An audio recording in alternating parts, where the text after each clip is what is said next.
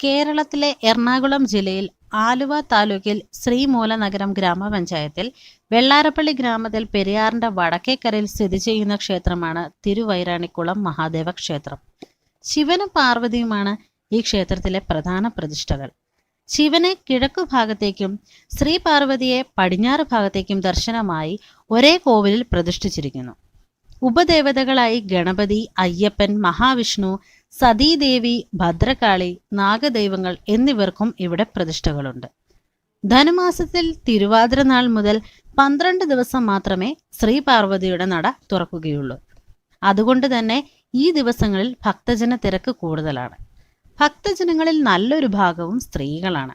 തന്മൂലം ഈ ക്ഷേത്രത്തിന് സ്ത്രീകളുടെ ശബരിമല എന്നൊരു അപരനാമവുമുണ്ട്.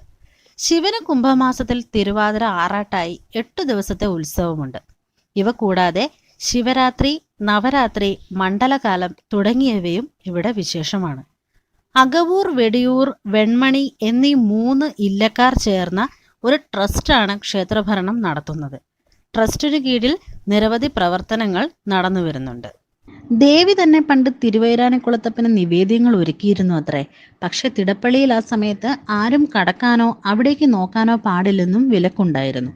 ഒരിക്കൽ ഇവിടുത്തെ തിരുമേനിക്ക് അതൊന്ന് നേരിട്ട് കാണാൻ കൊതി തോന്നുകയും അപ്രകാരം ഒളിഞ്ഞു നോക്കിയപ്പോൾ ദേവിയെ കണ്ട് അറിയാതെ തിരുമേനി വിളിച്ചു പ്രാർത്ഥിക്കാനും തുടങ്ങിയത്രേ.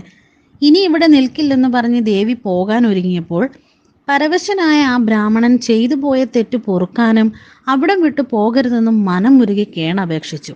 ഭക്തന്റെ ആ ദയനീയ അവസ്ഥയിൽ ദേവി ഭഗവാന്റെ തിരുനാൾ മുതൽ 12 ദിവസം ദർശനമേകാം എന്ന് പറഞ്ഞ ശേഷം അപ്രത്യക്ഷയായി അത്രേ. ഈ ഒരു സങ്കല്പത്തിലാണത്രേ പാർവതി ദേവിയുടെ നട സാധാരണ ദിവസങ്ങളിൽ അടച്ചിടുന്നതും വർഷത്തിൽ 12 ദിവസം മാത്രം തുറന്നിരിക്കുന്നതും. തിരുവൈരാണിക്കുളത്തെ ശ്രീകോവിൽ വൃത്താകൃതിയിൽ തീർത്ത സാമാന്യ വലിപ്പമുള്ളതാണ്. ഏകദേശം 100 അടി ചുറ്റളവുള്ള ഈ ശ്രീകോവിൽ കരിങ്കല്ലിൽ തീർത്തതാണ്.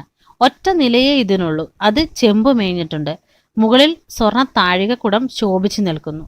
ശ്രീകോവിലിനകത്ത് 3 മുറികളുണ്ട്. അവയിൽ പടിഞ്ഞാറേ അറ്റത്തുള്ളതാണ് വിഗ്രഹം പ്രതിഷ്ഠിച്ച ഗർഭഗൃഹം. ഇത് 2ആയി പകുത്തിട്ടുണ്ട്. ഇതിൽ ഒരു വശത്ത് കിഴക്കോട്ട് ദർശനമായ സ്വയംഭൂവായ ശിവലിംഗവും മറുവശത്ത് പടിഞ്ഞാറോട്ട് ദർശനമായി പാർവതി വിഗ്രഹവും പ്രതിഷ്ഠിക്കപ്പെട്ടിരിക്കുന്നു. ഏകദേശം 2.5 അടി ഉയരം വരും ഇവിടുത്തെ ശിവലിംഗത്തിന്. സ്വയംഭൂ ലിംഗമായതിനാൽ ഒരുപാട് ചെത്തിമിനുക്കുകളൊന്നും നടത്തിയിട്ടില്ല. ശിവന് പ്രിയപ്പെട്ട കൂവളമാല, തുമ്പപ്പൂമാല, രുദ്രാക്ഷമാല തുടങ്ങിയവ കൊണ്ട് ശിവലിംഗത്തിന്റെ നല്ലൊരു ഭാഗവും അധിക സമയവും മൂടപ്പെട്ടിട്ടുണ്ടാവും. തൃശൂർ വടക്കുന്നാഥ ക്ഷേത്രത്തിലേതുപോലെ ഇവിടെയും ദാരുവിഗ്രഹമാണ് ദേവിക്കുള്ളത്. ഏകദേശം 3 അടി ഉയരം വരും. ചതുർബാഹു രൂപമാണ് ദേവിക്കുള്ളത്. പുറകിലെ വലതുകൈയിൽ മഴുവും പുറകിലെ ഇടതുകൈയിൽ കയറും ധരിച്ച ദേവി താഴെയുള്ള 2 കൈകളിലും വരദാഭയ മുദ്രകൾ ധരിച്ചിട്ടുണ്ട്. ദാരുവിഗ്രഹമായതിനാൽ ജലാഭിഷേകം ദേവിക്കില്ല. മഞ്ഞൾപ്പൊടി കൊണ്ടേ അഭിഷേകമുള്ളൂ. വിശ്വപ്രകൃതിയുടെ മൂല തേജസ്സിനെ മുഴുവൻ ആവാഹിച്ചുകൊണ്ട് ശിവപാർവതിമാർ ശ്രീലകത്ത് വാഴുന്നു. ഭൂപരിഷ്കരണ നിയമം നിലവിൽ വന്നതിനെ തുടർന്ന് സാമ്പത്തിക പ്രതിസന്ധി ഉണ്ടായപ്പോൾ വെൺമണി മനക്കാർ ക്ഷേത്രം നാട്ടുകാർക്ക് വിട്ടുകൊടുത്തു. പിന്നീട് അവരുടെ നേതൃത്വത്തിലാണ് ക്ഷേത്രത്തിന്റെ പുനരുദ്ധാരണം കഴിഞ്ഞത്.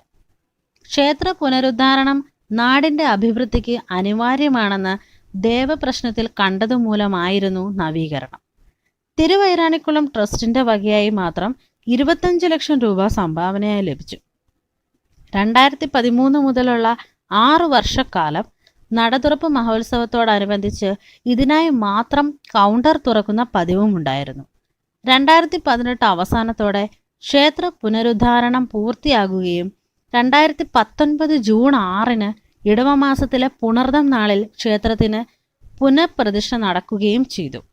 ശിവസ്വരൂപമായ ദക്ഷിണാമൂർത്തിയുടെ പേരിലാണ് ക്ഷേത്രം അറിയപ്പെടുന്നതെങ്കിലും ശുഗപുരത്തെ പോലെ ഇവിടെയും പ്രധാന പ്രതിഷ്ഠ ശിവനാണ്. പടിഞ്ഞാറോട്ട് ദർശനം നൽകുന്ന ശിവന്റെ അതേ ശ്രീകോവിലിൽ തെക്കോട്ട് ദർശനമായാണ് ദക്ഷിണാമൂർത്തി പ്രതിഷ്ഠ. കേരളത്തിൽ സ്വരൂപ വിഗ്രഹത്തോടു കൂടിയ ഏക ദക്ഷിണാമൂർത്തി പ്രതിഷ്ഠയാണ് ഇവിടെയുള്ളത്. ദക്ഷിണാമൂർത്തിക്കൊപ്പം അതേ നടയിൽ ഉപദേവനായി ഗണപതിയുടെ പ്രതിഷ്ഠയുമുണ്ട്. വിദ്യയുടെ അതിദേവനായ ദക്ഷിണാമൂർത്തിയുടെ മുന്നിൽ തന്മൂലം നിത്യേന വിദ്യാരംഭം നടക്കാറുമുണ്ട്. കദളിപ്പഴവും നെയ്വിളക്കുമാണ് ഇവിടെ പ്രധാന വഴിപാടുകൾ. ശിവരാത്രി, ഗുരുപൂർണിമ, നവരാത്രി എന്നിവയാണ് പ്രധാന ആഘോഷങ്ങൾ. ക്ഷേത്രത്തിലെ ഏറ്റവും പ്രധാനപ്പെട്ട ആണ്ടുവിശേഷമാണ് ധനുമാസത്തിലെ തിരുവാതിര നാളിൽ തുടങ്ങി 12 ദിവസം നീണ്ടു നിൽക്കുന്ന പാർവതി ദേവിയുടെ നടതുറപ്പ് മഹോത്സവം. മറ്റൊരു ക്ഷേത്രത്തിലും ഈ വിശേഷമില്ല എന്നതിനാൽ വളരെയധികം പ്രാധാന്യം ഈ ചടങ്ങിന് കൽപ്പിച്ചു വരുന്നു. ഈ 12 ദിവസങ്ങളിൽ ദേവിയെ വന്ദിച്ചാൽ മംഗല്യലബ്ധിയും ദീർഘമാംഗല്യവും കുടുംബ സൗഖ്യവും ഉണ്ടാകുമെന്ന് ഭക്തർ വിശ്വസിക്കുന്നു. കേരളത്തിന്റെ വിവിധ ഭാഗങ്ങളിൽ നിന്ന് നിരവധി ഭക്തരാണ് ഈ ചടങ്ങിന് ഇവിടെ എത്തിച്ചേരുന്നത്. അവർക്ക് എത്തിച്ചേരാൻ സൗകര്യത്തിനായി ആലുവ, അങ്കമാലി, പെരുമ്പാവൂർ, മൂവാറ്റുപുഴ തുടങ്ങിയ ഡിപ്പോകളിൽ നിന്ന് KSRTCയുടെ വക പ്രത്യേകം ബസ് സർവീസുകളും ആലുവ, അങ്കമാലി റെയിൽവേ സ്റ്റേഷനുകളിൽ തീവണ്ടികൾക്ക് പ്രത്യേകം സ്റ്റോപ്പും അനുവദിക്കാറുണ്ട്. തിരുവാതിര നക്ഷത്രം സന്ധ്യയ്ക്ക് വരുന്ന ദിവസമാണ് ക്ഷേത്രത്തിൽ ദേവിയുടെ നട തുറക്കുന്നത്.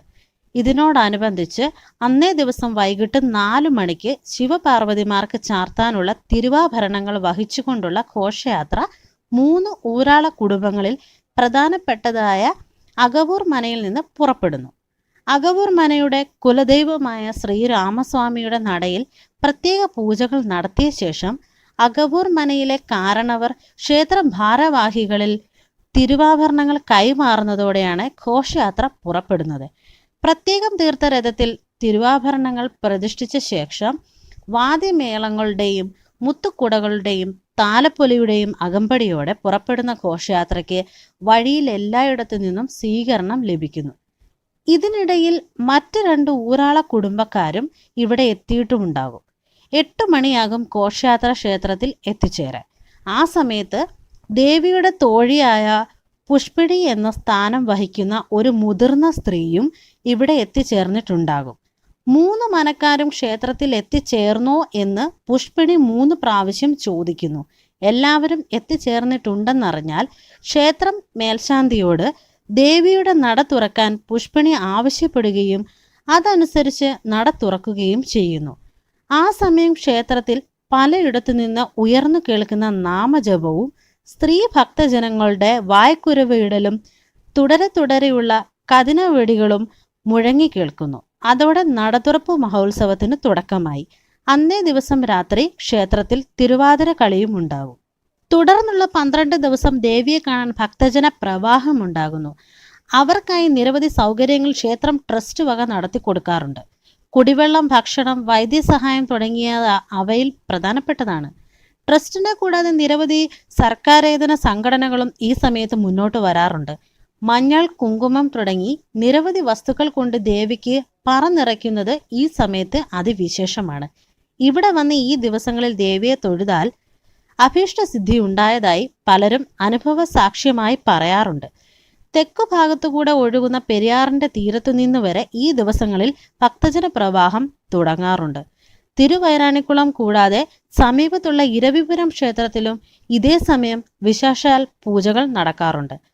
12-ാം ദിവസം രാത്രി പൂജകൾ കഴിയുന്നതോടെ ദേവീനട അടയ്ക്കുന്നു.